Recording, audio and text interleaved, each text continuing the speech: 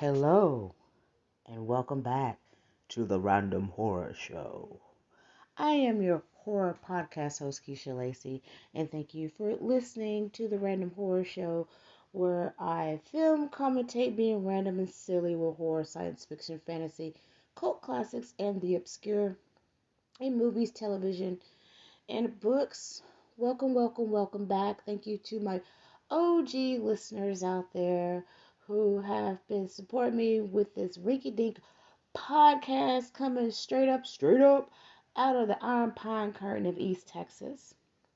And happy Valentine's Day to everybody out there, those who are in thruples, singles, poly, you name it, all of y'all.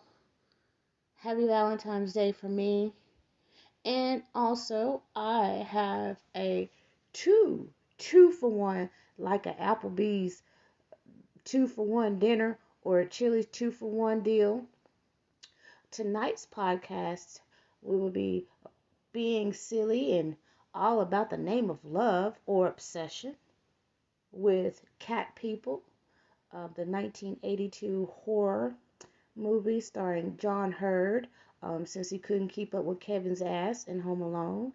Natasha Kinkinski, which she is the daughter of Klaus Kinkinski. He played Nosferatu um, in the 70s.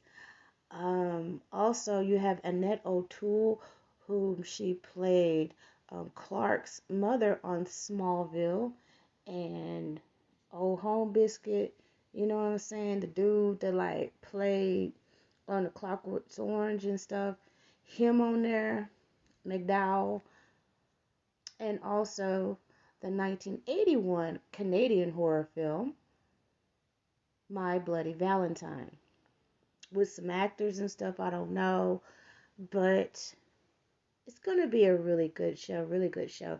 Speaking about really good shows, I watched Doctor Strange in the I watched that trailer about like 17 times. Maybe it's been over 20 times since yesterday. And I know everybody was talking about the halftime show and da da da da da. Okay, I'm not a big football fan, but yes, I am from Texas and it's like football empire or something like that here. And I didn't watch the Super Bowl, but the music that, it had Dr. Dre, Snoop Dogg, Mary J. Blige, Eminem, Kendrick Lamar, and 50 Cent. Well, I watched it, the video of it, just a clip of it and everything, of the whole halftime show. Um, it was okay. I mean, it was just okay. I mean, only person I kind of got the bop into was Kendrick Lamar, and it's just something about he had the dancers going all in this like military style, uh, like band moves and stuff. Cause I used to be in band, and we did freestyle for one point, and then we went into like military marching, and I always loved long time ago, if y'all remember, American Best Dance Crew. Of course, like the first winners of the dance crew competition was Jabberwockies. Well, I used to watch that because all the isolations and shit like that. Always loved shit. Always loved the dance. I still love the dance, but I also like the other dancers that was out there, like with the prison, like inmates and stuff like that, uniforms. I thought that was pretty cool too. Of course, shout out to the COs out there, you know, have to issue those uniforms to the inmates and everything. But I did like the dancing. I really I enjoyed like a couple of the dances that they had, but I just was not like very, like really impressed. It just didn't like, I know everybody just hyped the shit out of it. Um, Like, oh my gosh, it's like all the 90s music when I came out in high school and junior high and blah blah this and blah blah that. And, I mean, it was those songs that I heard when I was growing up because, I was there, when they came out. But I think at that time, I really wasn't just like into like all of that. Now, Mary J. Blige, I did because of, when she came out with like, What's the 411? I Got It Going On. That was like our first like album. Like, I really did Mary J. Blige back in the day. And, uh, like I said, I mean, it was really great that Mary J. Blige was there because I love the fucking boots she had on. I mean, and then when I seen 50 Cent upside down, I was just like, what the hell is this shit right here? And I seen he had his G Unit tank top. Now, I'm gonna give you a funny story on that shit. My ex-husband has that exact G Unit tank top. Now, when I seen that and I seen 50 Cent was upside down and I seen that tank top, I couldn't do nothing but laugh. And when he flipped over and, I seen the memes like 50 Cent became like a whole dollar. And I looked and I was like, oh my gosh. And so I texted my ex husband. I was like, man, I thought that was you, you know, um, at the Super Bowl, with that same little G Unit tank top that you used to wear all the time. And I was wondering why your big bodied ass was upside down. And he said, hot damn, I sure did. I like to poke fun at him every once in a while. I be in a petty mood. And it's Valentine's and I just like being in a petty ass mood. Um, Probably some of y'all be like, well, it's probably because she's single and stuff. Nah, I'm always in a petty motherfucking mood. It don't matter. I was in a petty mood when I was married. I was in a petty mood when I was in a relationship 4 years ago. Just a petty motherfucker. I'm just a petty ass motherfucker sometimes. But I do it all in fun. And but yeah, when I seen that tank top, I was like, is that my no, that's 50 Cent. I was like, it can't be. But I just made a joke about it and everything. But shit, I'm surprised that bar wherever he 50 Cent was holding on, you know what I'm saying?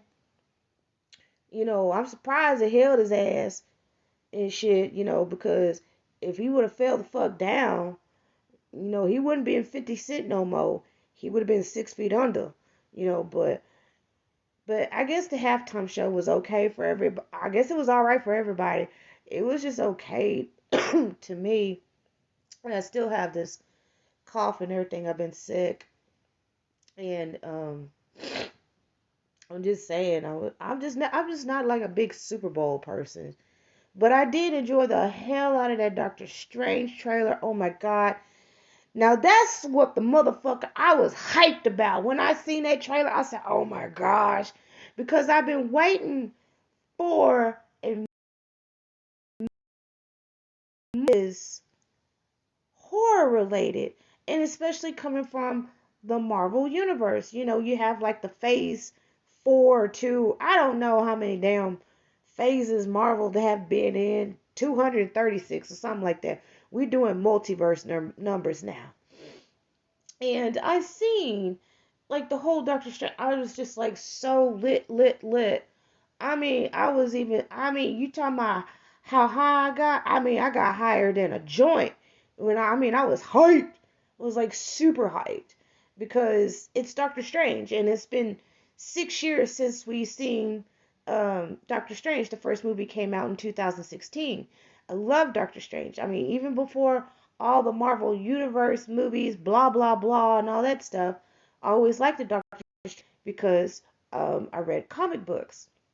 It was my dad who got me into comic books because I found one of his X-Men's comic books.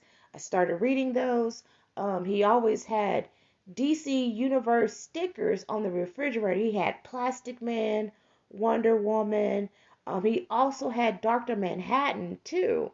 So he had these stickers on the refrigerator when I was a little girl. And so when I seen those, of course, I was always into Wonder Woman. Always liked Plastic Man because I remember him on Super Friends, and I love Plastic Man. And Dr. Manhattan, I was a little bit too young for Watchmen and everything. That's a little bit more adult for me during that time. But that was the whole reason I got into comics books is my dad. And they was like so great. And whenever, I mean, the same thing with horror, it did. It made me into like an outsider, but I still like appreciate it and I could be in my own little ass world and not worry about, well, some girl don't want to play with me because blah, blah, blah, blah. I was like, I don't care about that shit. I have my comics, I have my horror movies. I don't give a shit about Betty and Lawanda and all them and stuff don't want to play with me. I don't give a shit. I always played by myself. I always did well by myself as a kid. So what else? But yeah, I'm like really super crunk about the whole Doctor Strange, and I've been waiting for that ever since they came out with WandaVision on Disney Plus. Really love WandaVision. It opens up everything. I know my daughter told me to watch What If. Has seen the alternative realities of Doctor Strange and what if, it wasn't a Captain America? What if, T'Challa passed away? She said, you need to watch it. And she's like, it will make everything so much better whenever you watch Doctor Strange. And I was like, all right. I say, bet I'm gonna watch that, and and my ass is gonna be ready on May the 6th, watching Doctor Strange. In the madness of the multiverse of madness. I don't know. I got it all screwed up, but I don't care. But anyways, our tonight's podcast is a 2-for-1 for my lovely couples out there. Um, it's gonna be Cat People and My Bloody Valentine. But for now, I'm gonna go ahead and take a break, make me some tea, and get ready for this wonderful Valentine's Day podcast about love, obsession, murder, gore. Strangely, there's some people that also turn into felines. Woohoo! We're going to get started and we're going to hear from our sponsor from Anchor FM.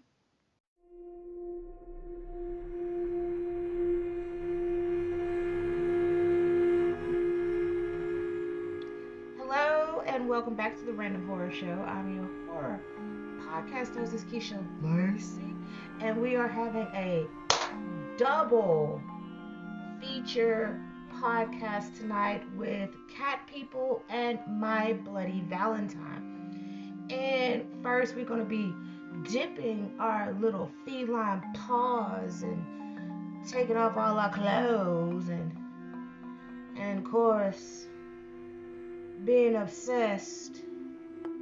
And your brother might want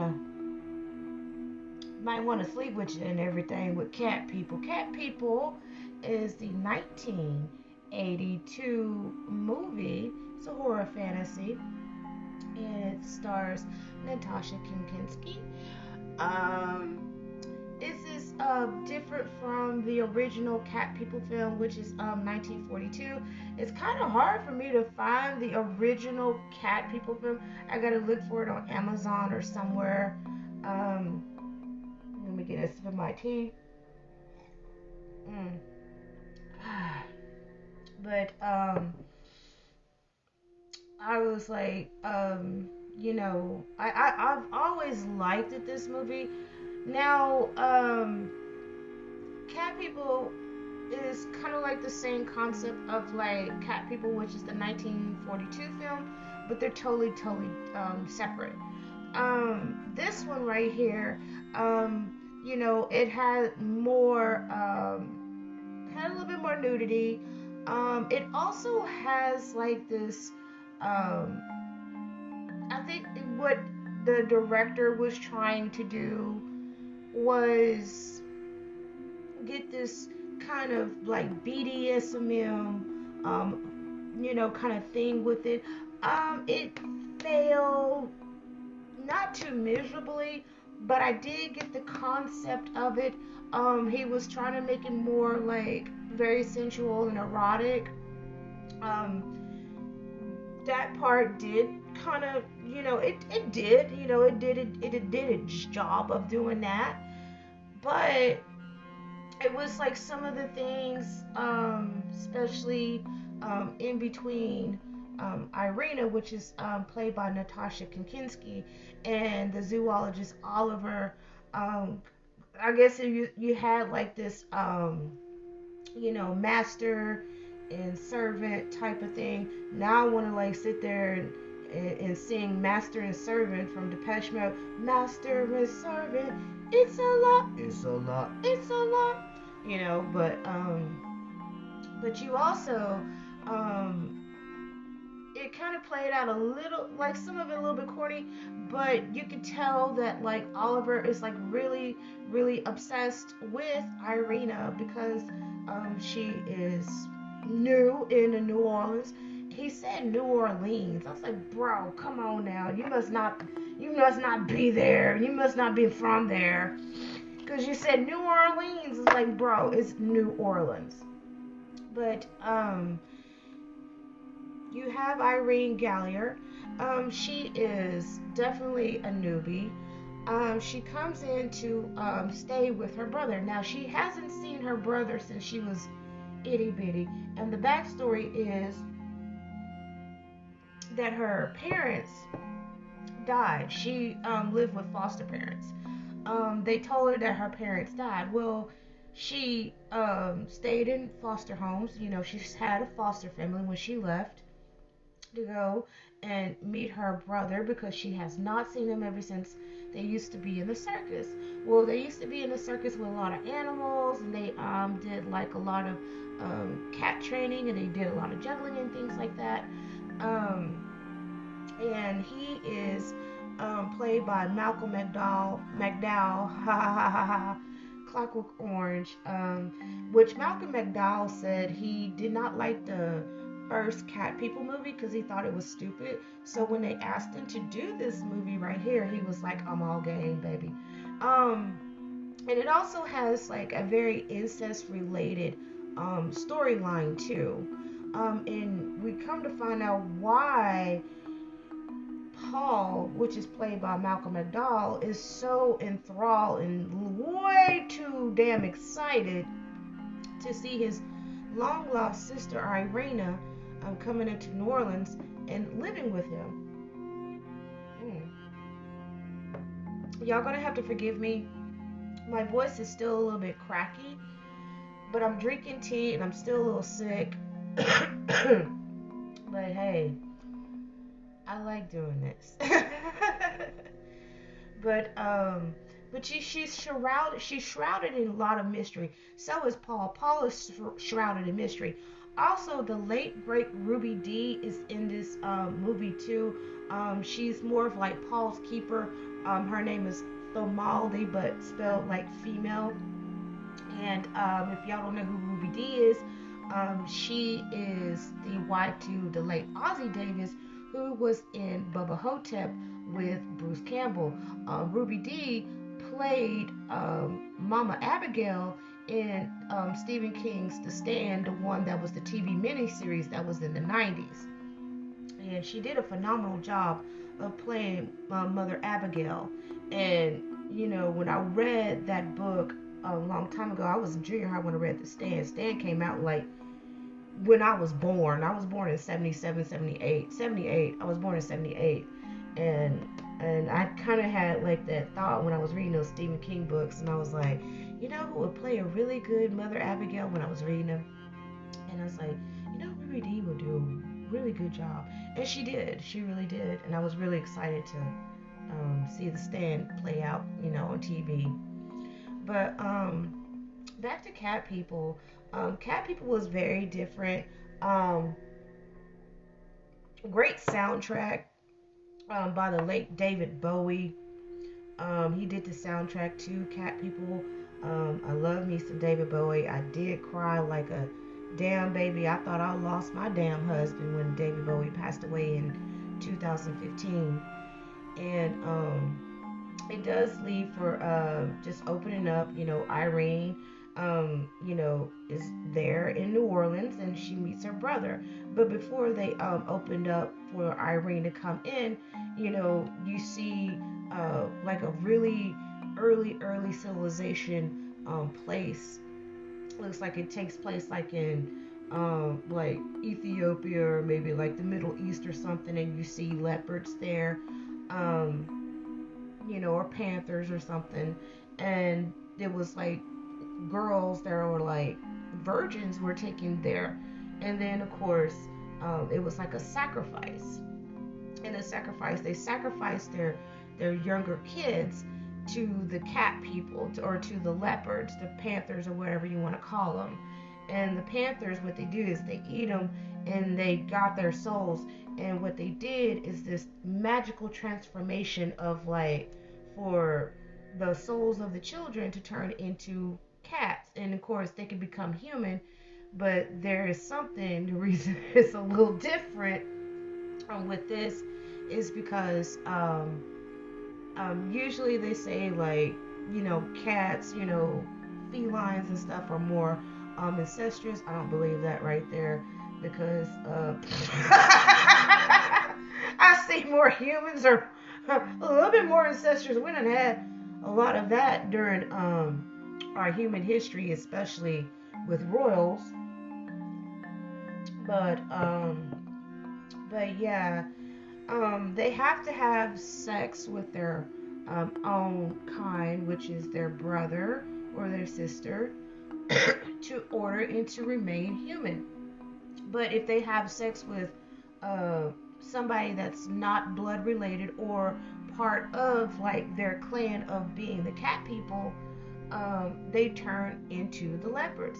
And guess what they have to do? They have to kill their lover, or they have to find somebody roaming around like a cat and kill them, so they can, in order for them to turn back into human.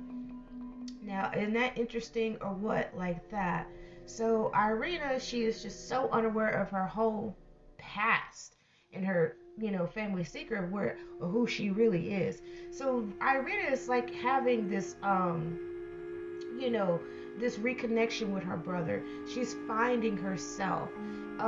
She also have not, been in love. She's still a virgin and everything. And she's like pretty much like, I just want to meet the right person and I can fall in love with him, and and live happily ever after and everything, because you gotta understand she's an orphan and stuff. And though she had like very loving foster family that took care of her and stuff, Paul wasn't having that shit.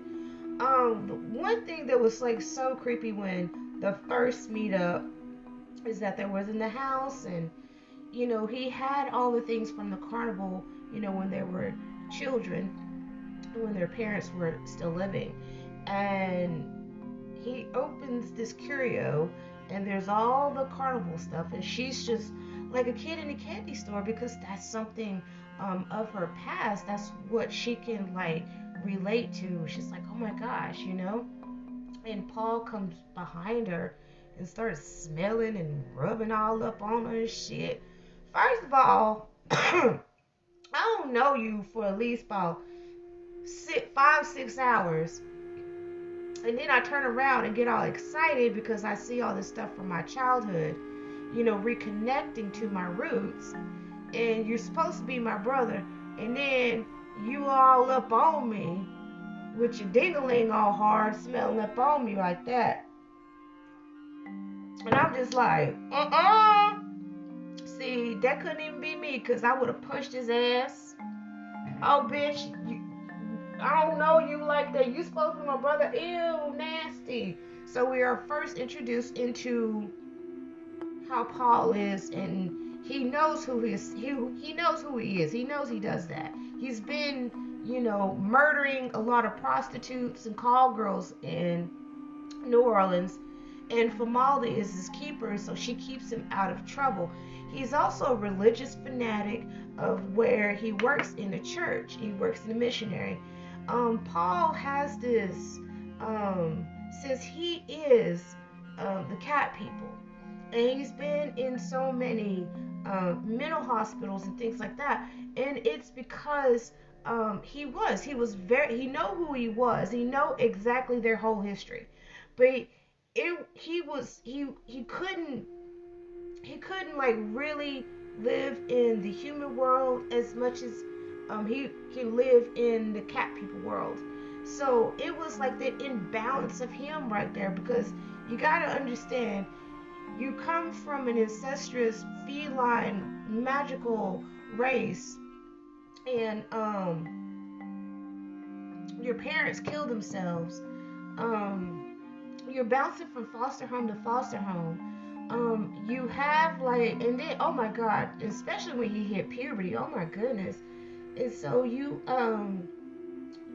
trying to understand yourself, and then you're like, I got a boner, but I don't have my sister with me. I have to have sex with my sister so I won't turn into a cat. But gee whiz, I gotta like make a decision. I mean, I bet that boy has some damn blue balls. Woo! That is a lot to unpack right there for Paul. But he feels very condemned and conflicted because he does have some remorse for his victims that he killed.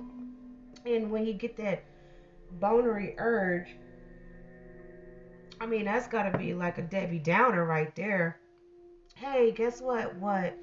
If I have sex with you, even though you're not one of my kind of the cat people, baby, I'm gonna turn into a big gigantic ass leopard and maul you to death so I can turn back human. Okay, baby. I mean, come on now. You see, Paul did not date. that's just like his like Facebook status would have been like complicated for real.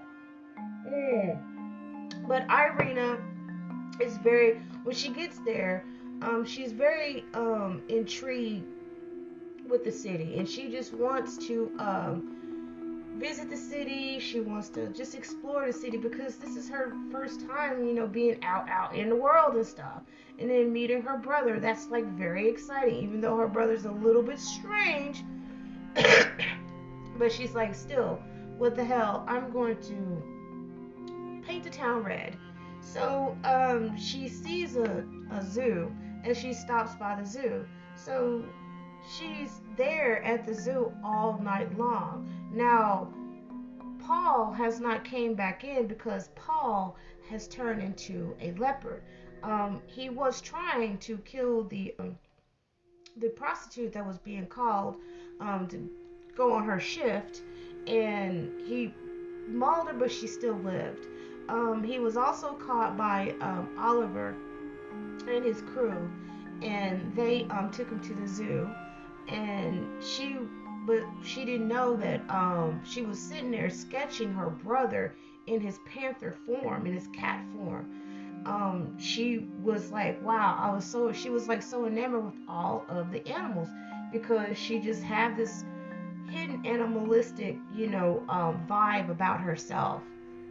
And Oliver sees her, she starts to run in, and she jumps and leaps with so many bounds like a kitty cat up the fence. Oliver sees her. Oliver is like, hey, I don't know why you're here, but you're burning up, you know what I'm saying? Like, how did you get up there? She has a fever, and it's because she used her little cat-like little powers that she didn't realize she didn't have. She actually had it, but she just never used them. And so Oliver takes her out for some oysters. She's looking for a job. She's she's unemployed. She's new to the city. So Oliver pulls some strings for her to work at the zoo. This is like the beginning of Oliver's and Irina's like very slow build, intense relationship, because now Oliver is so enamored by Irina. He likes her. She's really pretty. She's new. But Oliver actually have like this on and off relationship with Annette O'Toole's character. I forgot the girl's name. Billy, Sally, Jessie, whatever her name is. And it's so funny because I like Annette O'Toole in this movie because Annette O'Toole's character, I'm just gonna call her Jessica. Jessica was like the opposite. Even though Oliver and Jessica was like, they were like lovers, but they really wasn't like super serious or whatever because they worked together and everything. Um, Oliver was more of like she's just the the girl next door type of type of woman. But Oliver really wanted something different. And that's the reason why he was so attracted to Irina. Um, he knew something like was in Irina that was very sensual, very mysterious. While Jessica Nez O'Toole's character, she was just more like just a regular ass chick. She was just a regular ass chick. She was just basic, regular chick. Okay, so you have like that two versions of what Oliver liked. He liked her because she was just there, and she kind of like a little bit like kind of worship Oliver a little bit, but Irina was more free. She was more like just a very nubile like young woman, and that like she just looked like she just had the whole world in her whole hands, while versus like the other chick, Jessica, she was just like, I don't know, va- vanilla. She was very vanilla, but he was just like, he just didn't want to settle with vanilla because really she was like kind of like a placeholder. He know he's like, I'm gonna get her, I'm gonna get some ass from her anyways, cause she gonna give me some ass, no matter what. She gonna drop her drawers as for me as it is anyways. But with Irina, he was like, I gotta work a little harder for her. So they did like Irina and like Jessica, they had their little girls chit chat. They had like that whole, like, oh my god, these guys at the bar, they're so gross. That little girl talk right there. And of course, Irina was like, I never have, had sex or nothing like that, but she's like, I wanted to be magical and and all that shit. And I was just like, girl, I felt the same way too. Around that young age, I wanted everything to be magical. When I first do it, I wanted to be magical. I was like that.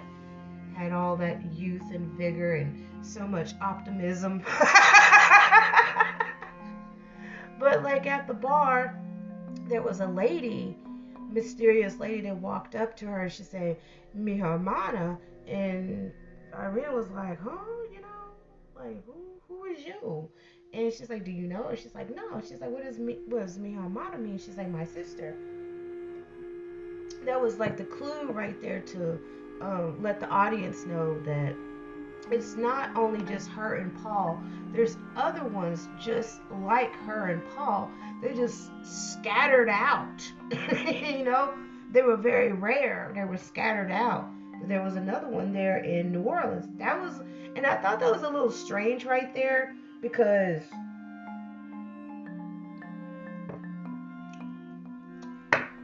Paul has been in New Orleans and he never ran across this other lady.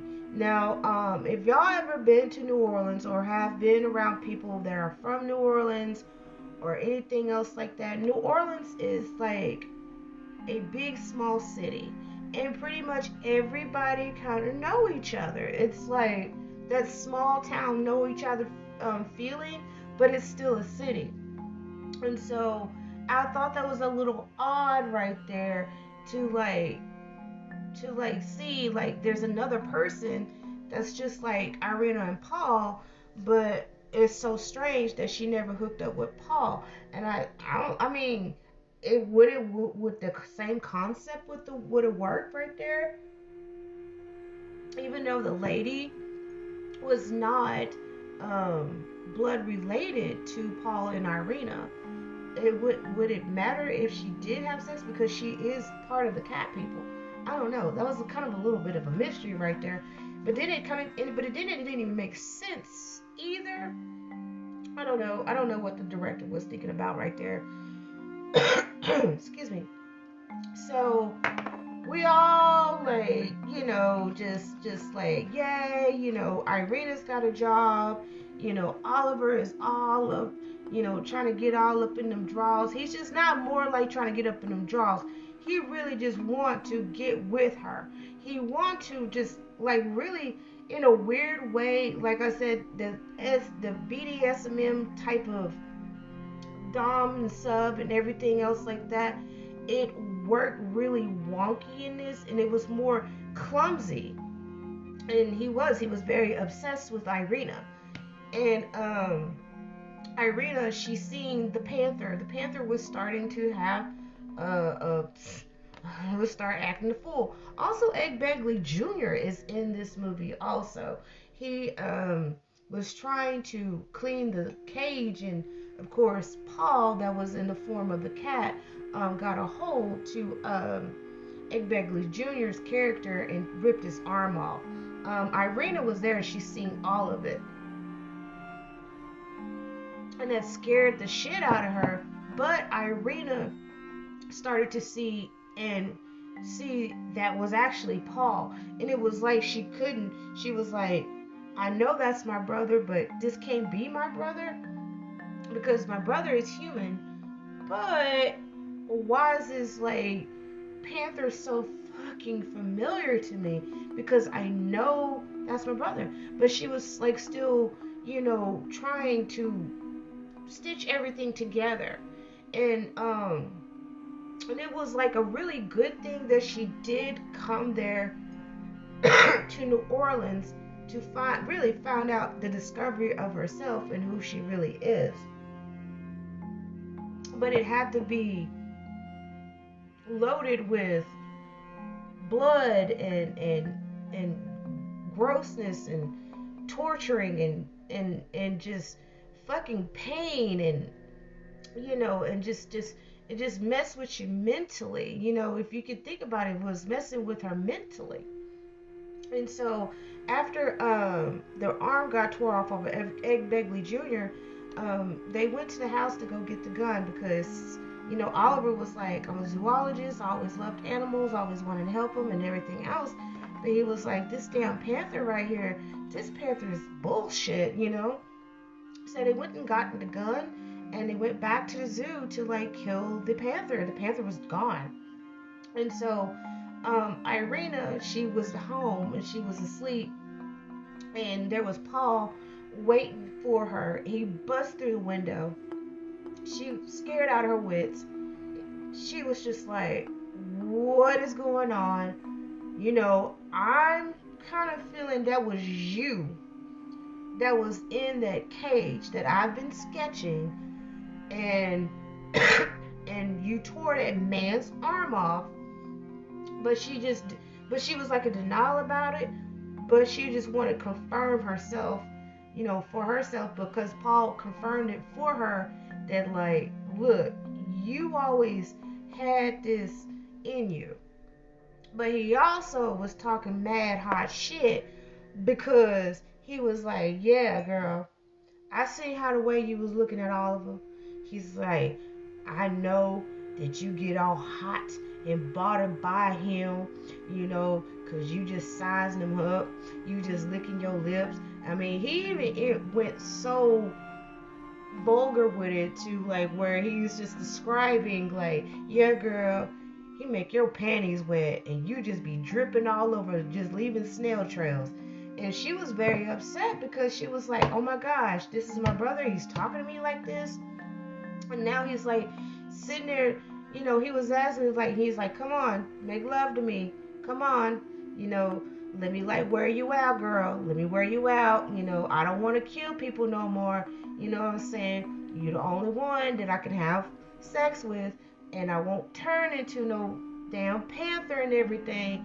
Come on, girl. He was like, come on, ride this ding dong. Come on, ride this pipe right here. He was all like that and shit. And she was like, oh hell no, oh hell no. So she cut him, with a knife. It was actually broken glass because he broke through the window. He disappeared. She got the cops. She was like, there was nothing, you know what I'm saying? She just, like I say, I'm just straight tripping. But come to find out, there was a police dog that was in there. He started barking up a storm, Ren 1010 going off the chain and everything. Come to find out, there's a basement below the house. And there was this big, huge, like, cage. And there was nothing but bones of, like, dead women. I mean, even describing of, like, their genitals being ripped apart and everything. I was like, oh my gosh, Paul. Like seriously, Paul had some demons. Paul had some issues. I mean, you ripping cat, you a cat form and you ripping cats out, bro. You got some demons. You got some issues. But they took Famali to the police station because they seeing that she's kind of lying and knowing she's an accessory to all of Paul's treachery of, like, bringing women home. He has sex with them. He kills them. He also locks himself up. Famali, like, also puts him in that cage, whenever he gets a little bit out of hand. And so she's going down to the station. Oliver comes and picks Irina up. She spends the night over Irina's house. She spends the night over Oliver's house. Now, sneaky suspicion, what I call Annette O'Toole's character, Jessica. I don't know. I'm going to call her Tracy. Well, Tracy, she was like, look, bro. Oh, you got her over here and everything. Now, she's starting to get a little bit jealous. And she noticed a change in Oliver. She noticed that ever since they got this Panther situation, when they caught it in the hotel room where all the little call girls go and do their little job, and then you have Irina coming into the picture. Irina's working at the zoo. He's getting more intrigued by her. Since all this is like happened, her brother, trying to do all some crazy stuff. Then you have found out that, like, oh, okay, he must have been keeping this panther, which they thinking it's just a regular panther that he's been keeping as a pet, but it's actually Paul. And now, since she can't stay at the house, she's at the house with Oliver. She getting all mad and jealous and shit, cause this is like happening in like a week's ass span and shit. You know what I'm saying? But she noticed that Oliver is changing, and he's just increasingly being very obsessed with Irina. He did say that he loved her, because it was like one point that she was about to leave and he was grabbing on her and, I love you. And she was like, no, let me go, fool. I found out some weird shit. My brother, he fucked up. This is crazy. I came here to start a new life. Know who my real family is. And then all this crazy man, let me go. He's like, I love you. He ain't even had sex with her and shit. He's like, I love you. That's the whole BDSM like thing that they was trying to convey or something. But like I said, it was very clumsy. He just sounded more like an obsessed fool. He did. Like Oliver sounded like more of like an obsessed fool. But he took her out to like the little bayou. He had like this little cool little house where he built where you can go like, getting crabs and go fishing and stuff. She had some bomb ass booty shorts though. I always loved those little booty shorts she had on when she was catching crabs. I love little booty shorts like that. I remember my mom, and it was around this time, like in 82, 83, my mom had cut off shorts that like showed the cheeks like that. They were so cute. And guess what? I have booty shorts too. Bingo! Kind of like made in that same cut and style. So yeah, I do wear them out in public. I don't care. But she also, when she's there, they were eating the crabs and stuff. But he was more of like, I'm finna get all up in her drawers. I mean, she liked it though, but she stopped him because she still feel like she's like, I'm still weirded out about my brother. And then you have all these, he's murdering people. And it was like a big huge mess in her head, and she was just wanting to like figure things out. She was enjoying her time with Oliver and going crabbing and things like that, but it was still that part of like, do I want to give him some ass or not? Because if I do, okay, great, but then she's still on the fence about it. Well, one night she kept hearing all the animals and everything else because of the feline, the animalistic part that's inside of her. So she gets out butt naked, you know what I'm saying?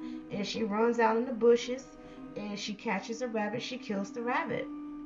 And so she comes back inside, and Oliver is like wondering like, why she go outside, this late at night, and he turns the light on and she's butt ass naked with blood all over, and she's like, stop looking at me. She knocks that damn lamp out of it, and motherfucker was gone. But that was a weird thing because like, even despite the fact that have everything, he's seen her naked with blood and everything in the middle of the night, God knows what she did. He was still obsessed with her. He still liked her. And she was just, it became more intriguing to him because he couldn't get that with old homegirl, with old girl and everything, but he could get something really different with her. And so when they made it back, he did an autopsy, on, Paul. Paul is now dead. He was doing an autopsy. He opened Paul up, and then a hand spills out. Excuse me. Before Paul was killed and everything, Paul at that time was still on the run. He also murders another young lady that he was out and about, in the cemetery. He kills her. It was really, really devastating. And when Irina, realized that her brother is dead, she did scream. Because she felt that a piece of her was gone when Paul died. And so she was like, I'm over this shit. I'm over this shit. And, she takes off. And, of course, she has, like, this very dream-like, quest. And it was Paul. And Paul told her everything. And, Paul, was like, yo, welcome home, like that. And there was, like, the leopards that was on the tree, and it was one leopard that Paul was right next to, and the leopard yelled "ah" and said Irina like that. And guess what? All this time that I've watched this movie about 5 to 7 times in my life, and I never caught that until I rewatched it, and I caught that it was her mother, because I was wondering like, why she keep calling her mother. And it's because That was her mother. So like when all of them die, they go back kind of like maybe that's like Black Panther got the whole thing, the ideal from, when everybody like dies in Wakanda, and then you have like that, that Lion King type thing going on with the tree of life and stuff. It was like their tree of life with the cat people. It was like their Valhalla, their heaven and everything. So she goes back, and yeah, she was like, oh bitch, I'm sure of myself now. She creeps the shit out of Sally, Terry, wherever that old homegirl name. Scared the shit out of her. Um, she finally has sex with Oliver. She was like really, really happy too. And she was just like, okay, nothing is not gonna happen, but it did happen. She turned into a panther. She really did. She turned into a panther because she thought like, okay, now I know I had this fever dream. I know my brother's dead, and we have all this panther situation. Okay, that's not gonna happen. Yes, girl, it did happen. It did happen. It did happen. So she turns into a panther, but she doesn't kill Oliver, okay? Because she actually loved Oliver. She really did. Because she felt like, I'm not like my brother, okay? My brother did not have any love, because of who he is and what type of history that he's been having ever since, our parents blew their brains away, and he's been in foster homes and also mental hospitals. But she said, I have a chance because I've always been around people that, I come from a loving foster home, so she received a lot of love from her foster parents and, foster siblings and things. And that was the difference between Paul and her, is that she always had love. Paul did not, because he did not experience that. And so she runs amok. She went back to the little bayou house that Oliver has. She does kill his friend. That really sucked. He didn't seem very too distraught over his friend that helped him build the little house in the bayou. Which I was just like, so you just basically just put pussy over your friend's death, even though he's been your friend for the longest ass time, built your little bayou house, a vacation home away from New Orleans. I was like, okay then, man, priorities right there. Okay then, awesome. So she was just basically like, look, bro, I love you and everything, but I want to be free. I want to be free around my own kind. When she was talking about the felines like the leopards, the cheetahs, and all that and stuff, she's like, I don't want to kill nobody. I do not want to kill anybody. She's like, I did kill your friend. I am very sorry, but I had to turn back into a human because I know that I want to see you the last time. I want to like make passion love. I want these like damn springs on his bed to like rock the fuck off. I mean, she was literally like telling him this. And she's like, you can always have me. You can have me at the zoo, but you can't have me as a human because I don't want to kill you. I don't want to kill nobody else. So he ties her up, and like I said, this is the BDSM type thing that they did. And I just looked at it, I say, just because you tied some ropes to her arms and spreaded her legs and everything, that shit is so vanilla. I'm just saying. It really is. But anyways, so he does. She turns him back into a panther. He puts her in the zoo. And she is forever with Oliver. He takes care of her. He loves her. But in his heart, he is just like, man, I just like really just lost a great person because she's human, but she's also a different species. Homegirl, basic chick and everything, She gives him a kiss and everything. She does not know that is Irina. She better be glad that Irina done made up her damn mind not to hurt that lady. Because Irina really is the bigger person and stuff. Because if she wanted to, she can like scratch her ass and everything. Just scratch the shit out of her ass. Just fuck her up behind them boys right there. You know what I'm saying? But Irina is not that type of person. She done already scared old homegirl as it is anyways at the swimming pool. So, and that was the end of the movie. So yeah, Cat People was like, I mean, it's not a bad movie.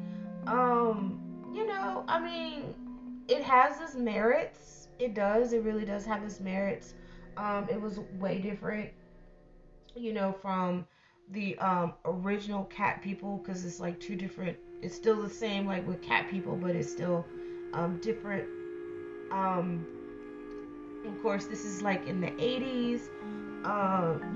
Horror was like really going on different platforms. You had your typical like back then with Jason Voorhees. 2 years later, we will have Freddy Krueger in 1984 with Nightmare on Elm Street. So you had like these horror movies that was like coming out, and of course, um, Michael Myers. But it was different because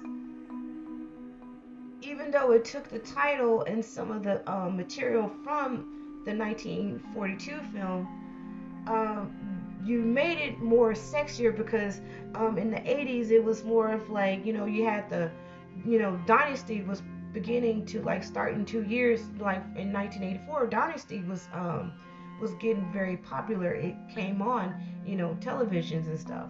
Um, you had like a lot of that punk rock culture. You had like a lot of the rock stars and stuff, especially, David Bowie. Then you starting to have like Rick James coming out, and Tina Marie, everybody that you could think of that was getting really popular. Prince was getting, right up there and everything. Of course, 2 years, in 1984, you had uh, Purple Rain and all those amazing songs and stuff. But yeah, this is like basically that era of like really like wild sex. I mean, because it was still like in that wave of like the 70s of like all of that. Because the 60s was like free love and blah blah blah. But you also had like the party time of like the 70s and wild sex parties. It made its way into the 80s also. Um, it was like that more of um, like it wasn't like it was more of like the seediness was kind of like not trying to be like really seedy with it. Now, let's finish up the rest of my tea. Now, like I said, it does have an incestuous storyline with it because, you know, we always go like, ew, he wanted to like have sex with his sister, and of course, like that's yeah, it's wrong as fuck though, like gross. This shit's gross. But that's like a taboo thing also. It is still taboo, but for some folks, it sure ain't taboo. Cause there's people be sleeping with their uncles and their brothers and uncles and did I say uncle twice? Aunts and cousins and shit like that. You know, shit. Someone be sleeping with their daddy and their mama and shit. This shit be nasty though. I'm like, damn. I'm like, I know there's like a whole bunch of people out there, and you wanna, how they say it, family style. Motherfuckers be wanna do it family style, and of course there's people that's really into shit like that. That's them, but I look at it as just really, really gross. I mean, I have a handsome brother myself, but that don't mean I want to get all cute for him. You know, we used to fight each other. Damn mother sucker, little asshole. Yeah, we used to scrap all the time. Sibling rivalry, we used to scrap a lot. But it does have the incest vibe. Also, Malcolm McDowell was in a movie called Caligula. Caligula. Blah. That is a hard word to pronounce. And it did have like an incest vibe, and there was a couple of scenes he was having sex, with a sister and shit like that. I've actually seen that movie because that movie was banned because of a lot of like debauchery. It was set like in like Greek Roman era uh, type of setting with all the orgies and things like that they did back in the day. And I worked at a porn store, and so I was like, "What is this Caligula? Let me watch this." I watched it. It's all right, but it bored the fuck out of me. But supposedly but really Caligula was a very hot, like, kind of like a porn movie that was. I mean, it had like a really like XXXX triple double quadruple X rating with it. It was banned because of the whole orgy, the incest and everything else in it. It was not the hype that it says to be, because I found it very boring. Um, it was just boring to me. It was okay, but I seen it from like that like point of view and that perspective of it being, too hot, too raunchy and too much. But it was so boring. I fast forwarded most of it, so when I said fast forward, I did have a VCR. I didn't mean to say that. I actually watched it on DVD. So yeah, I fast forwarded a lot because it was boring. But that is all my time. And if you have not seen Cat People, the 1982 horror fantasy Cat People, do watch it. Tell me what you think. I mean, it was a bit, it was some stuff that was a little bit kooky in it. I find that the whole BDSM type thing was really clumsy. It did fail in a lot of parts, but I do like it because it had like some of that sensuality with it. Um, I didn't enjoy like the sex scenes. It was just a little weird. Um, but it was supposed to be really steamy for like that time. I just didn't find it very steamy. But it was always something about the way how Natasha Kincansey, when she played Irina, I liked how she did. She did a really good job of portraying Irina. I liked how she had that will and that promise in her eyes. The way how she reacted with people of like, she had a lot of like promise and optimism, and despite that she didn't know who she was, it was like mostly it was a story about Irina's new discovery of who she really is.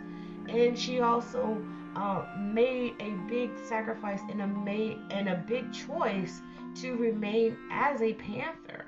And you think it was very sad because she had to cut off that human side of her life in order to like live. And it was like it was very sad that she had to do that. She had to cut the human side of herself so she won't murder people. You know, she's not, I mean, she actually had that experience of making love to a man. She actually experienced falling in love. Um, it was just a short period of time. And I think, and that was like, to me, that was like the tragic thing about that, is that in that short period of time, she experienced all of this in this week span, and then she had to like come down to this decision to like really end that human side of her and just live as a panther the rest of her life until she dies. That's the very sad part. And you know, her losing her brother, even though the way how he turned out, um, you know, she's not going to be able to experience another human touch again, only if she gets fed or petted by Oliver or something. She's just never going to experience that ever again. But you know, I think it would have been really cool if he would have put her out in the wild. But then again, you have the whole murder part. You know what I'm saying? So I guess it's just best for her to put her in a gilded cage and, you know, just keep watching her. And I feel sad for Oliver too, because he had to settle for a homegirl, and he really couldn't even be with the person that he really wanted to be. And sad as shit. That is the saddest shit ever. But anyways, that's enough of my time. And I'd like to thank y'all for listening to this podcast of Cat People. Watch it, watch it. Like I said, tell me what you think. Um, you know, just make sure that your lover, your wife, your girlfriend, your husband, your boyfriend, your third wheel, your side piece, your side chick.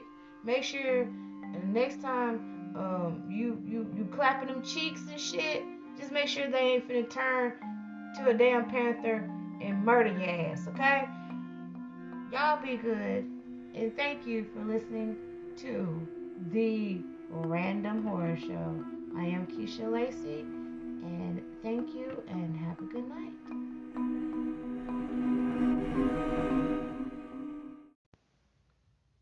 Y'all, I'm gonna say it like this. This is so freaking crazy. I just recorded everything about tonight's podcast, which is My Bloody Valentine, the 1981 horror thriller movie. It's a Canadian horror movie.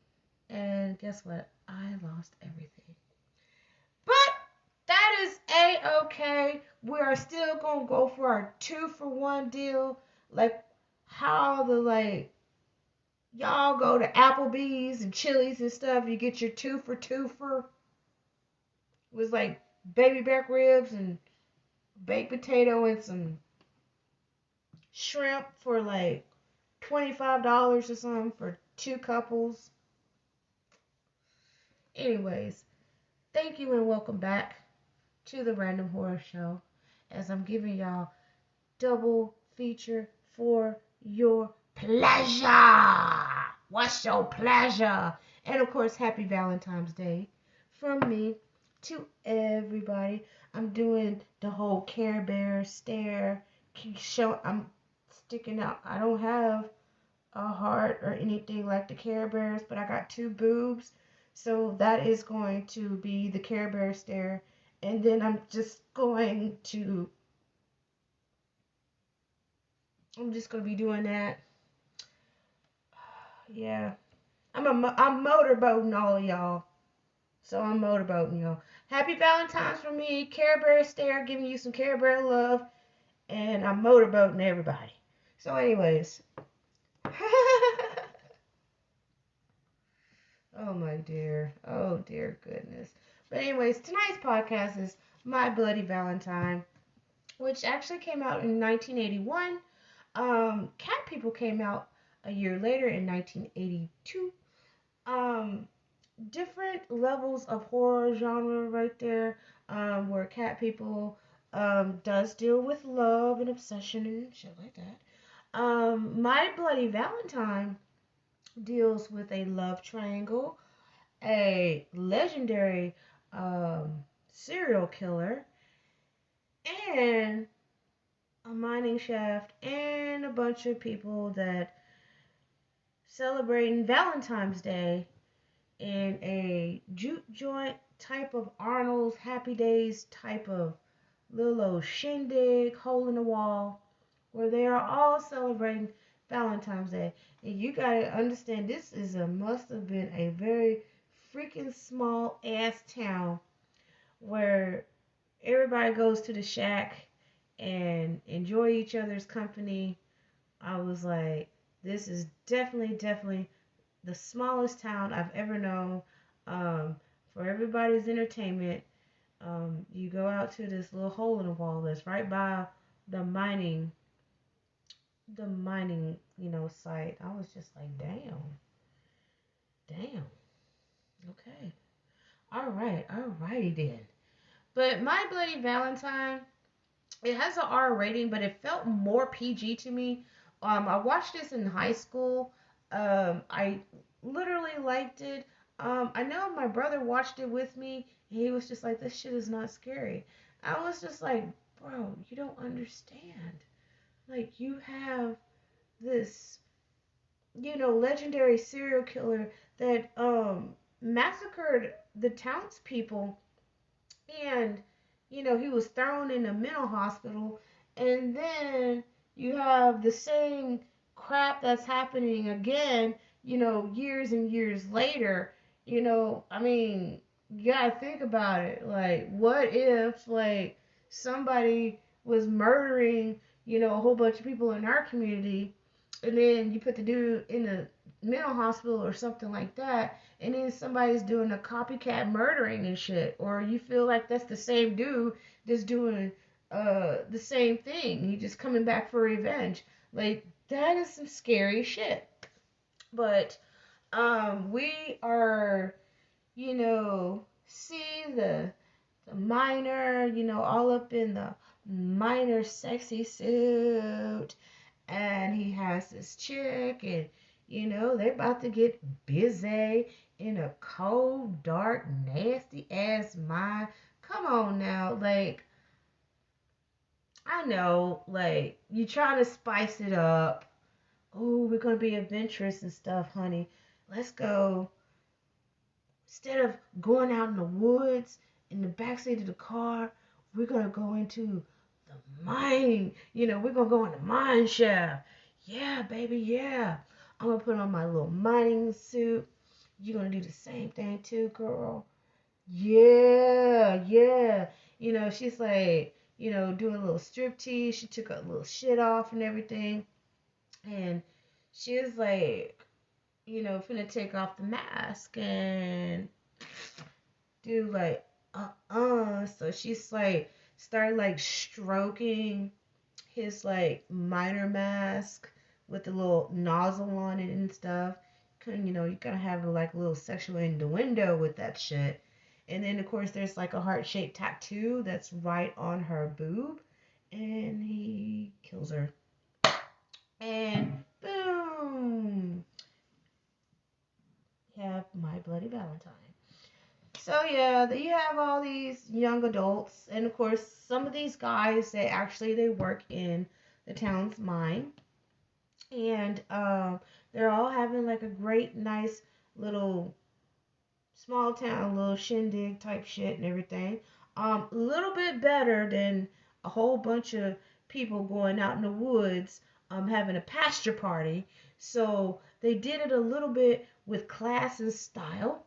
It was inside. They had actual proper lighting, um, pool tables and everything else. So there it is. They did it. They did it right. They did it right. They did it right.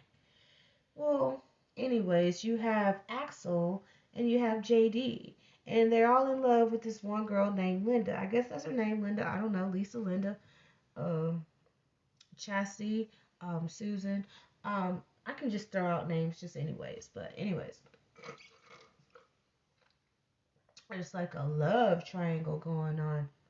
So both the guys are like, boom, boom, boom, boom, boom, boom. They were like boxing and stuff over homegirl. And she just like, look, y'all, both of y'all stupid. Get the hell away from me. I really don't want both of y'all anyways, because y'all sitting there fighting over tomorrow. Oh, she wants me. No, dude, she wants me. No, man.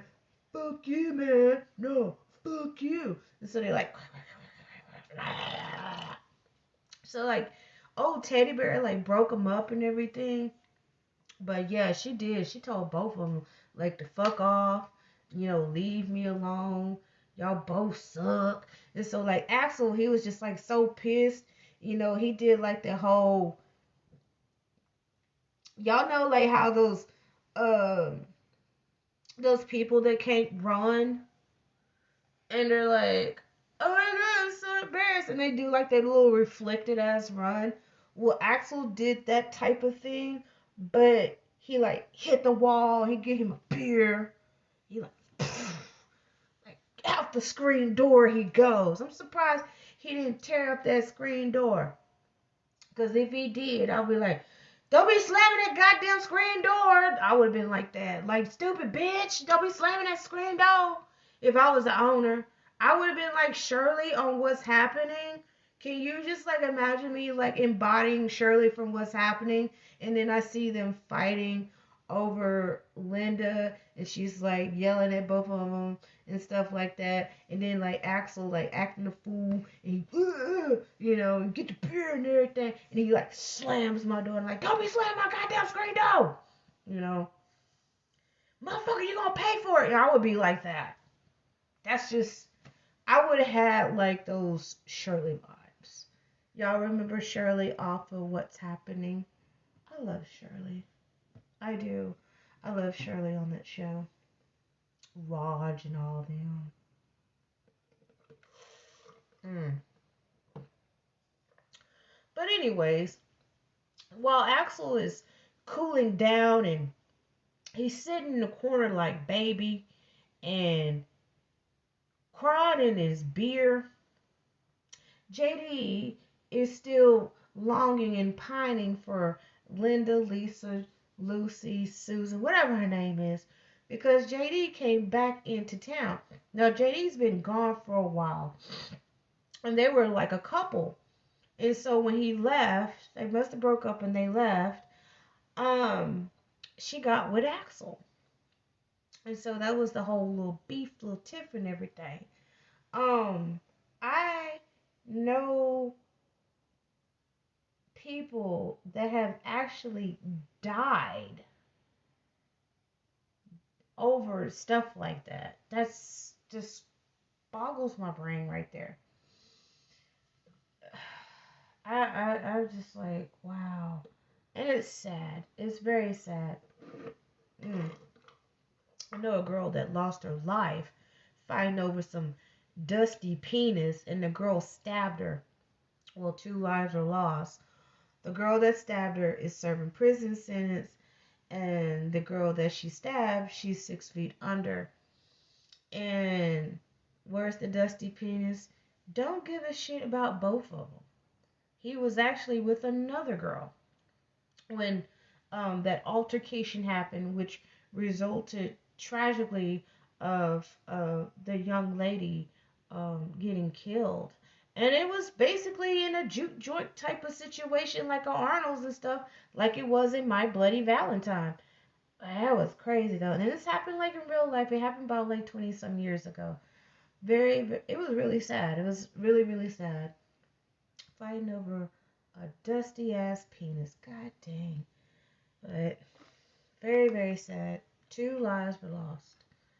And the dude did not give a shit about both of them. And he was with another woman. Damn! Fucked up, isn't it? Fucked up. But anyways,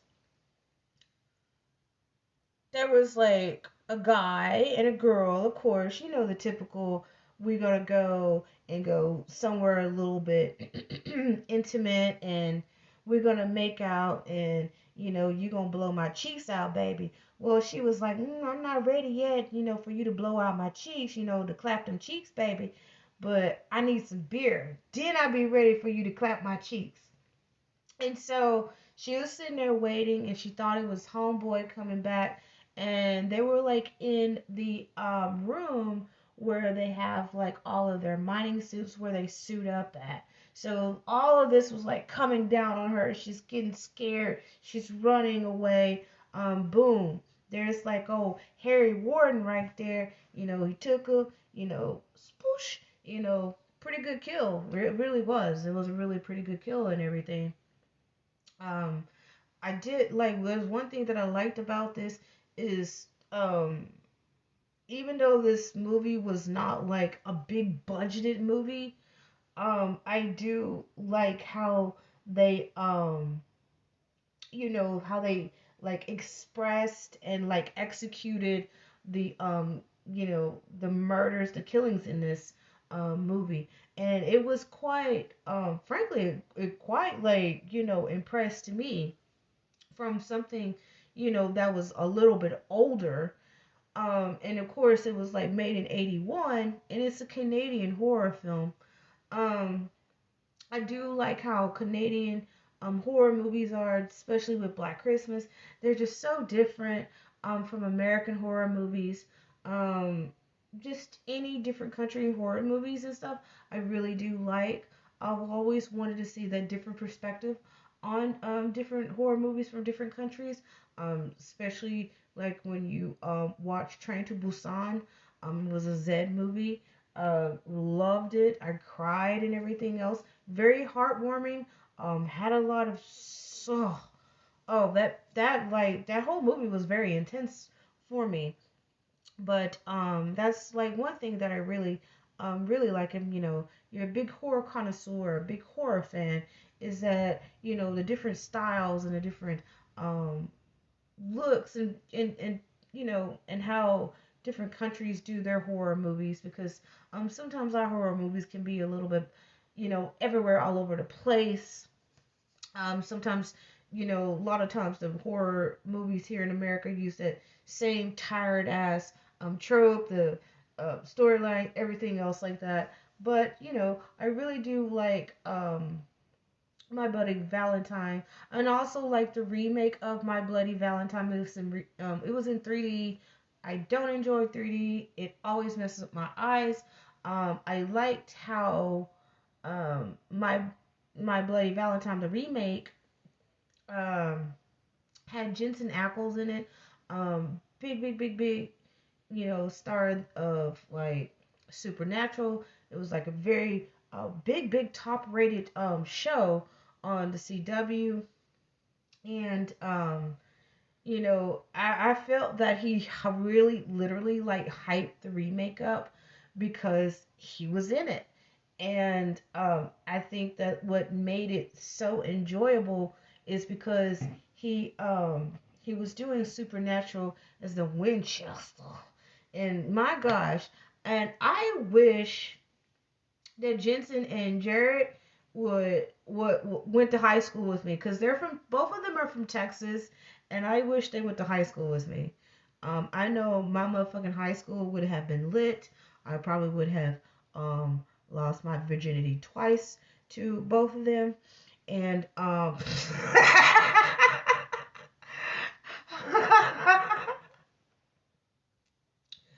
but a girl can only dream. Enough of that right there. But I felt that Jensen really did do a good job in the remake. And of course, his star status playing one of the main characters on Supernatural really did help out the movie. And of course, for it to be a remake of the original of 81 is because, you know, um, a lot of people were, some of them was not very aware of like the first movie. Um, but then, when the remake came out in 2009, it was made aware like, look, this is My Bloody Valentine. It has Jensen Ackles, from Supernatural. and they were like, yay. So I do like both of them. I really do. I like both of them.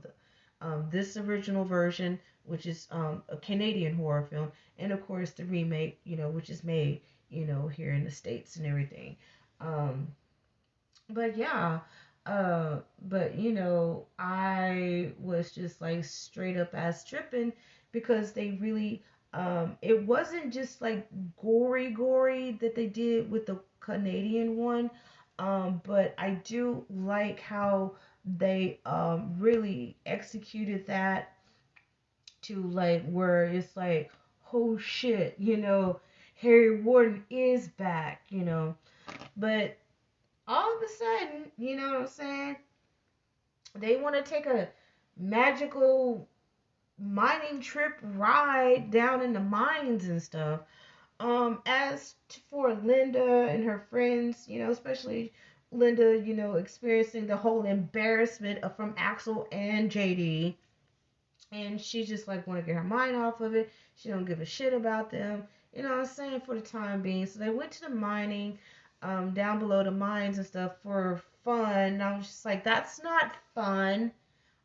It's dark, it's wet, it's gross. Um, you can get the black lung. I mean, because Zoolander got the black lung when he was in the mines, probably like maybe a mile inside the mine, and he stayed there for probably like at least about like 6 hours, and he got the black lung.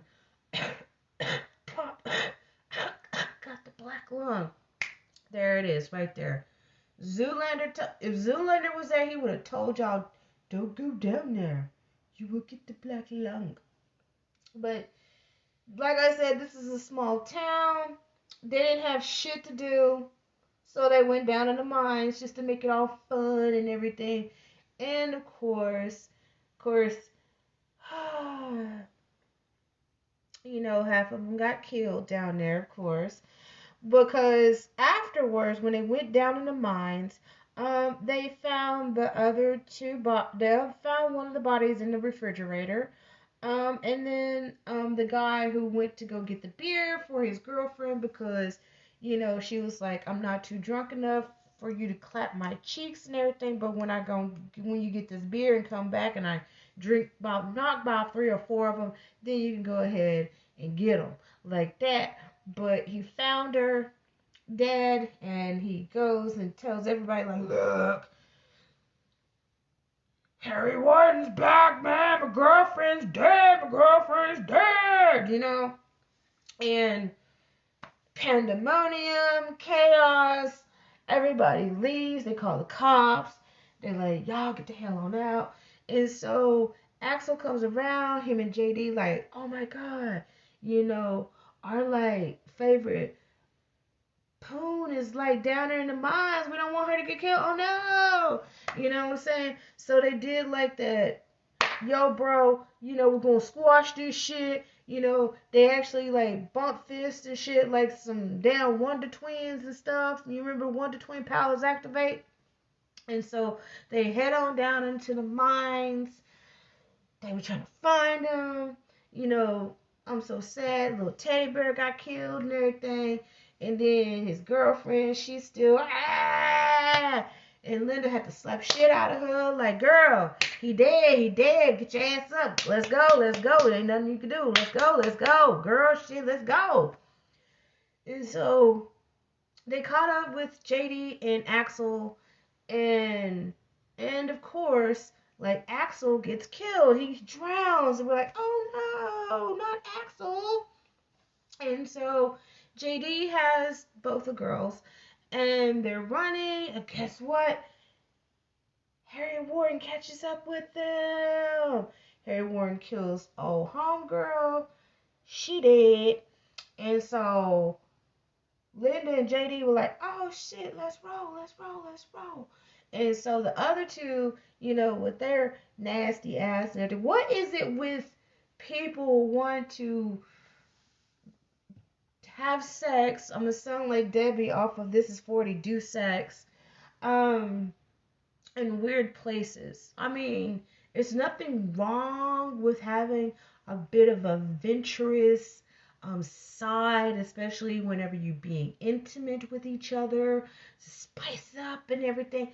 Let's go and let's go and do it in the neighbor's yard. Okay, in the middle of the night. All right.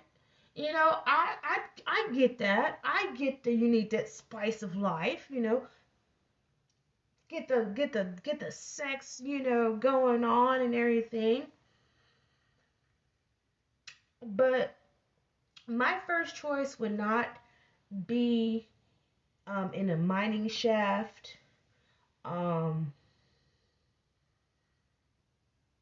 it's just not my thing.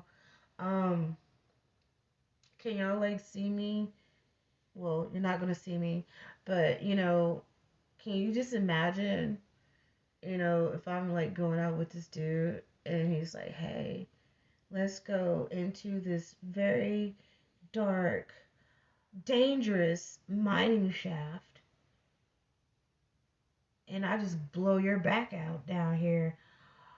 I will be declining. I will be like, sir, you just need to take me home. Take me home. I mean, that's just me.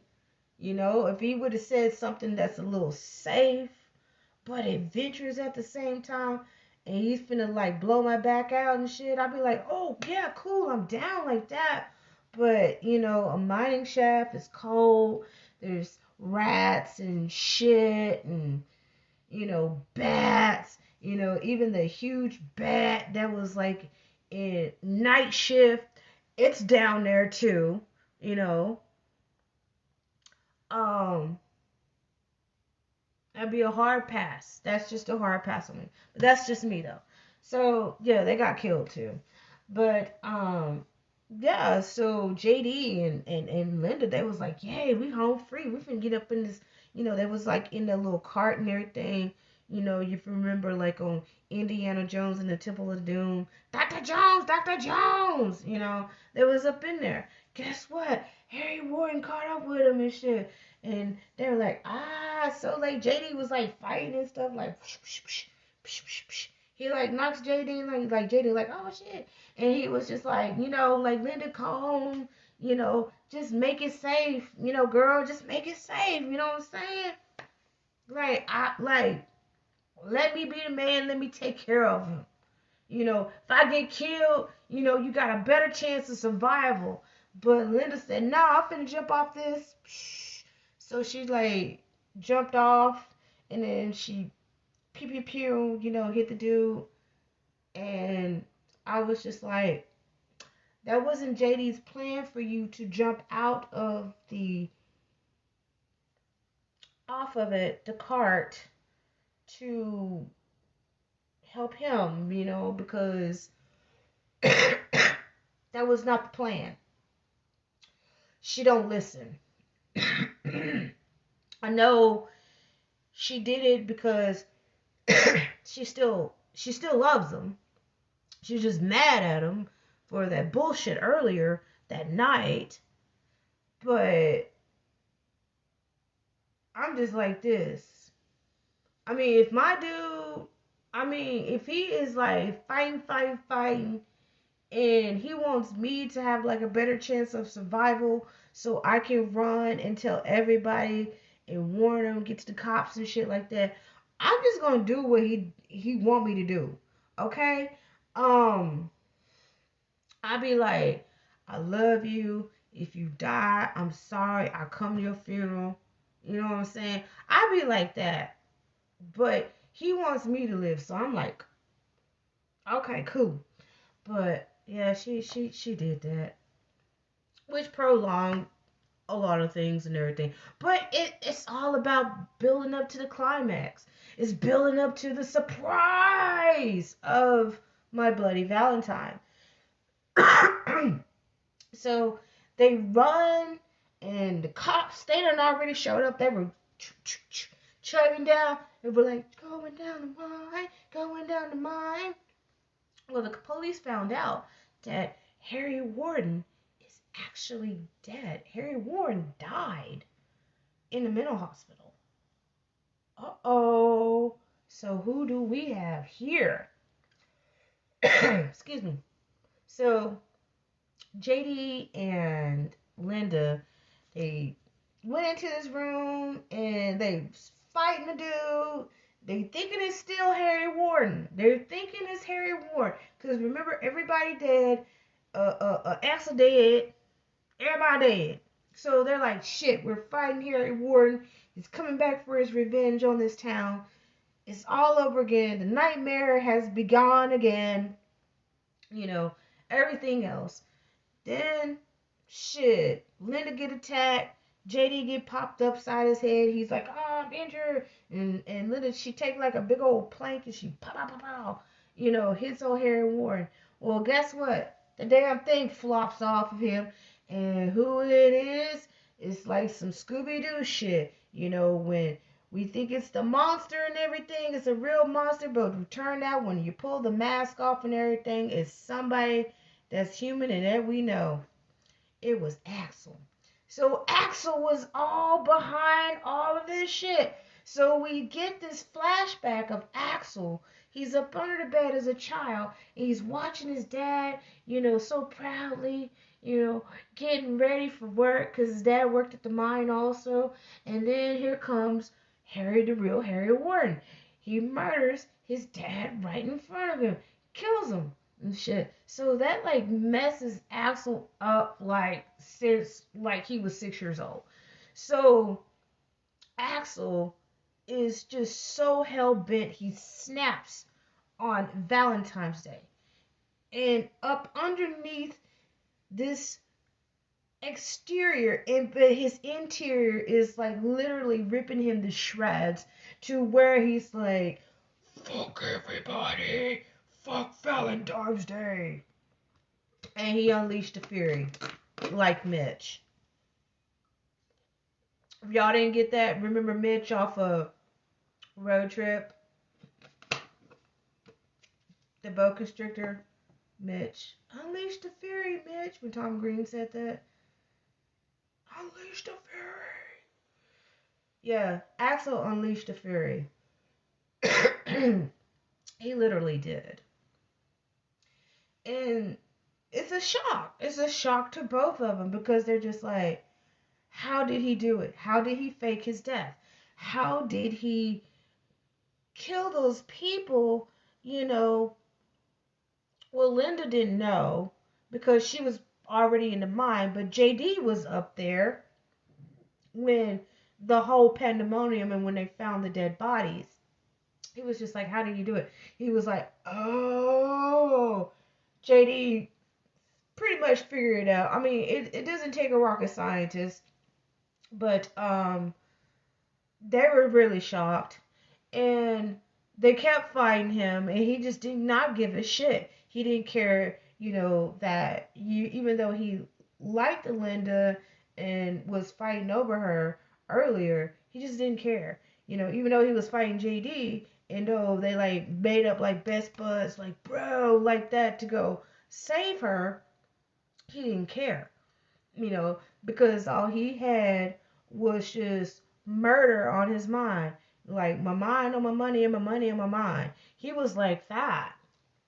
And all of a sudden, something happened and, like, the whole damn thing, like, crashed all on top of him. So now he's stuck in, like, this big pile of debris, rocks, planks, dust, you name it. And I was just like, y'all just should be coughing and everything because that shit collapsed on top of them. And of course, all that junk coming back on them and everything, y'all should just be like pretty solid, with soot and dirt and all kinds of junk. And so the police found them and they're like, okay, cool. But like before the police found him and shit, like JD and Linda was like running when all this shit was falling down on Axel. And so she's running, they running, then all of a sudden she talking about, wait a minute. What? Wait a minute. Let's go back and Check on him. Let's go save him. First of all, bitch, you stupid. Okay? You stupid. That dude tried to kill you. And even if you call his name, you were calling his name and everything else and asking him why you doing this and everything. And he's still coming after you, girl. He coming after JD too. Like JD ain't thinking about saving his ass. JD worrying about getting the hell up out of there. Y'all in the mine. This is not y'all is at the fucking mall. You in the mine. And then she told me, let's go save him. Girl, you crazy. Uh, that could not be me. You trying to kill me, and I let a whole bunch of shit fall on you, and I'll be like Jordan Peele movie. Nope, I ain't saving him. It would be no ounce of empathy or sympathy or anything in my body. Cause this motherfucker trying to kill my ass. He is threatening my life. Hell to the no. That girl dumb. Oh, she dumb. She excuse me. Yeah, she got super dumb right there. But the cops did find him, and they went back in there inside the room where Axel is trapped up under debris. And they were lifting, pulling rocks, logs, you name it, that fell on top of him. And so he was free, and they were like, oh, okay, let's grab him, let's help him. And Axel jumps up. It's like he has superhuman power. And it's something about when you're a serial killer or a supernatural killer or whatever. It's like you have like this burst of adrenaline of some sorts. You know what I'm saying? And so he jumps up and he starts running deeper inside that room, and he starts singing this really eerie, creepy, like a nursery rhyme. And this is probably the little nursery rhyme that the townspeople or the kids came up with after the whole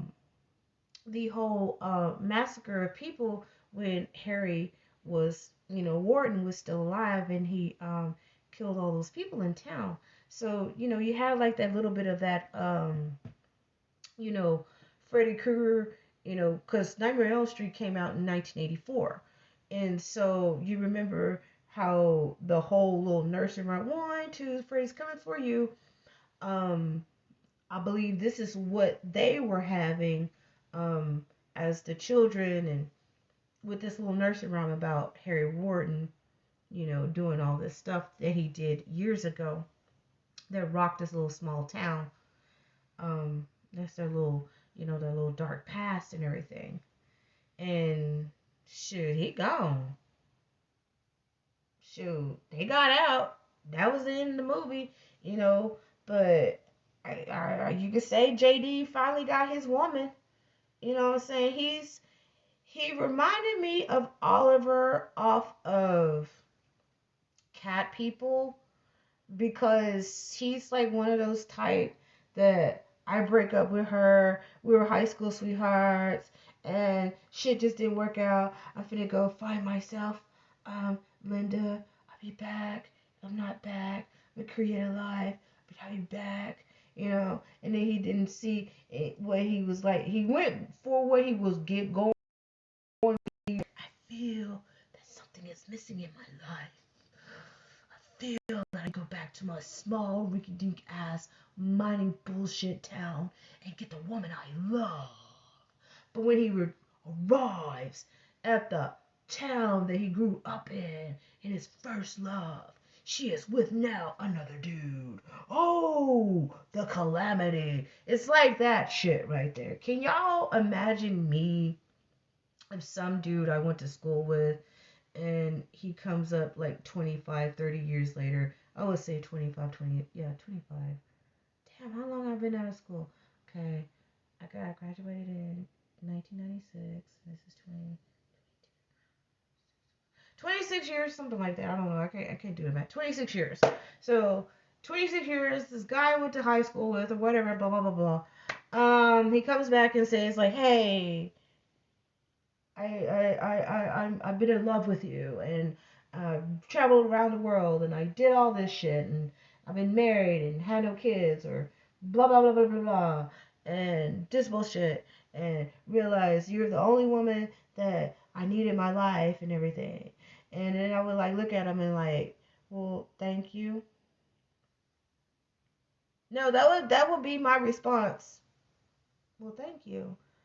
That's some awkward ass shit that I would say. That well, thank you. But no, I would be like, well, okay. I mean, thank you. Um, I didn't know it was like that. You didn't say anything to me. I really didn't pay attention to you. I mean, even though we went to a very, very tiny high school, um, I was basically in my own world, reading books, um, doing my own thing.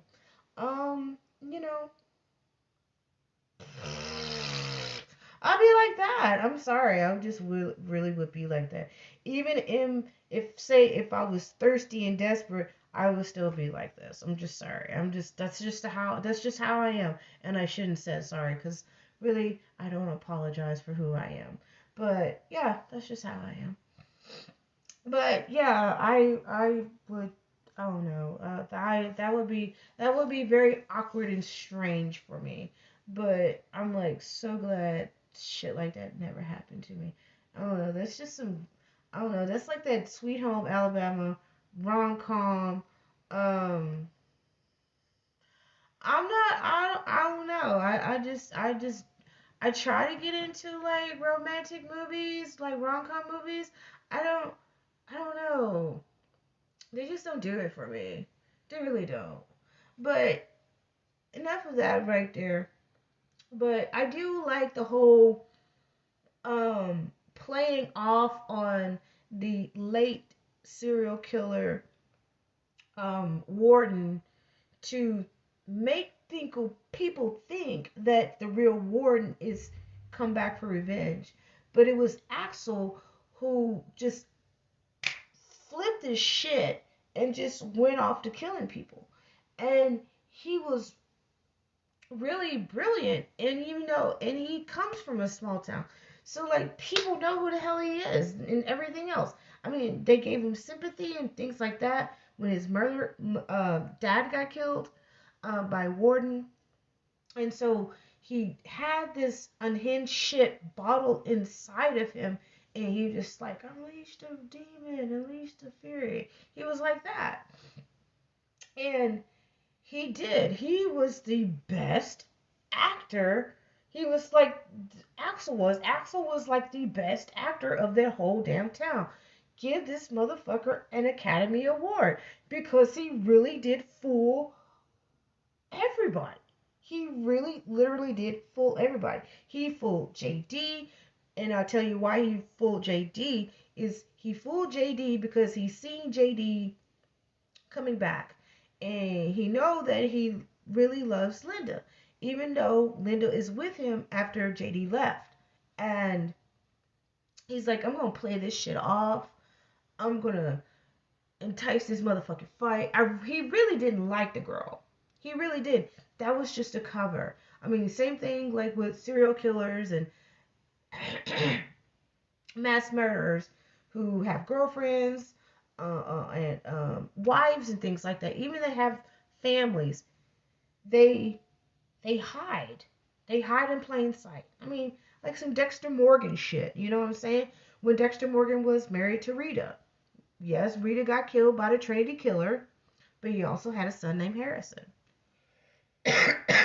But, and I need to watch Dexter as it is anyways, but it's like that whole dark passenger thing because Dexter was around when his parents got murdered. That's how he had developed those tendencies. And then you had Axel who seen his father get murdered right in front of his eyes while he was hiding up under the bed watching his dad getting ready for work by Warden. It's the same shit. It's the same shit. It really is. He really didn't feel anything for the girl.